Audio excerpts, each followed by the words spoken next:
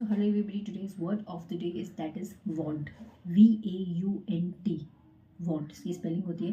Part of speech में ये verb का रोल प्ले करता है। उसका मतलब होता है बेसिकली डेंगे मारना कह सकते हो, शेखियाँ बगारना कह सकते हैं, घमंड के साथ अपने बारे में बढ़ा चढ़ा के बता रहे हो ताकि आप सामने वाले को छोटा महसूस करवा सको, या फिर इन शॉर्ट कह सकते हैं फेक रहे।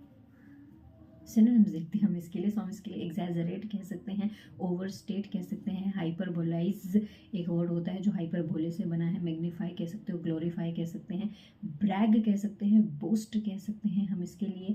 अब ऐसे लोग ऑफकोर्स शो ऑफ ही तो कर रहे हैं, तो शो ऑफ कह सकते हैं, फ्लॉन्ट कह सकते हैं आप इसके लिए बोल सकते हैं एक तरीके से स्वैगर भी कह सकते हैं आप इसके लिए, ब्लो वंस ओन ट्रम्पेट भी कह सकते हैं, खुद की शहनाई बजा रहे हैं, बीट वंस चेस्ट भी कह सकते हैं, शेखियाँ मार रहे हैं आप बेसिकली। और एडजेक्टिव फॉर्म में हम कह सकते हैं फ्लैम्बॉयंट कह सकते हैं, ऑस्टेंटेशियस कह सकते हैं, और एक वर्ड और याद आ रहा है आपको, कॉन्डेसेंडिंग।